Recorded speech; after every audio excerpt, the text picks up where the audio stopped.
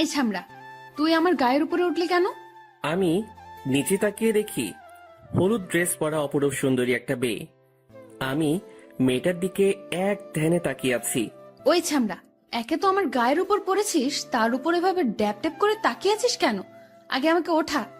না, না মানে মেয়েটার কথাই ঘোর কাটলো আমার। তারপর আমি তার গায়ের উপর থেকে উঠলাম। কি না মানে করছিস?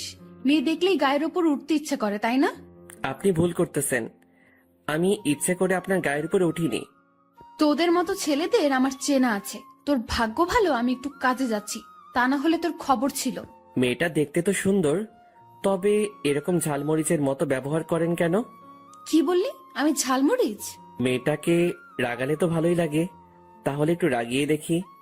শুধু ঝালমরিচ না, একেবারে পেত্তির মতো ব্যবহার করেন। তাছাড়া মুখে মনে হয় আধা কেজি ময়দা মেখেছেন। এবার তো মেয়েটা তেলে বেগুনে জ্বলে উঠল। কি বললি তুই? আমি পেতনি? আবার আমি ময়দা মাখি?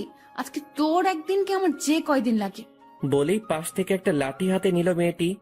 এবার পরিস্থিতি খারাপ ভেবে দিলাম দৌড়। কিরে, পালাচ্ছিস কেন? দাঁড়া। এটা বলেই তার কাজে চলে গেল। না শুনে চলে আসলাম। আরে কি হয়েছে, আপনারা বুঝেননি তো? আসলে আমি আমার নানা বাড়ি গিয়েছিলাম 15 দিনের জন্য। সেই সময় আমাদের বাসা পাল্টানো হয়েছে, তাই আমি বাসা চিনি না। আমি বাসে করে এসেছিলাম, তাই বাবা আমাকে বাস স্ট্যান্ডে দাঁড়াতে বলেছিল। তাই আমি একটা দোকানে চা খেতে যাচ্ছিলাম, তখনই একটা কুকুরের লেজে পা দিয়ে ফেলি, আর কুকুরটি ঘেউ ঘেউ করে আমার দিকে আসতেছিল। এটা দেখে আমার প্রাণ যায় যায়, তাই দিলাম দৌড়। তারপর দৌড় দিয়ে কখন যে কার সাথে ধাক্কা খেয়ে তার উপর পড়লাম খেয়ালই করিনি। তারপরের টুকু তো আপনারা জানেনই। তখনই বাবার ফোন। কিরে তুই কোথায়?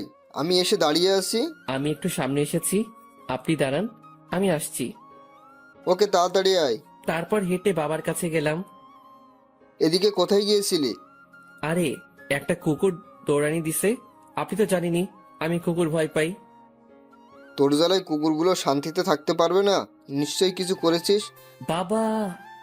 আচ্ছা বুঝেছি, এখন বাড়ি চল। তারপর দুজনে বাইক নিয়ে বাসার দিকে আসলাম। আসলে বাবা আমাকে বাইকটা গিফট করেছিল জন্মদিনে।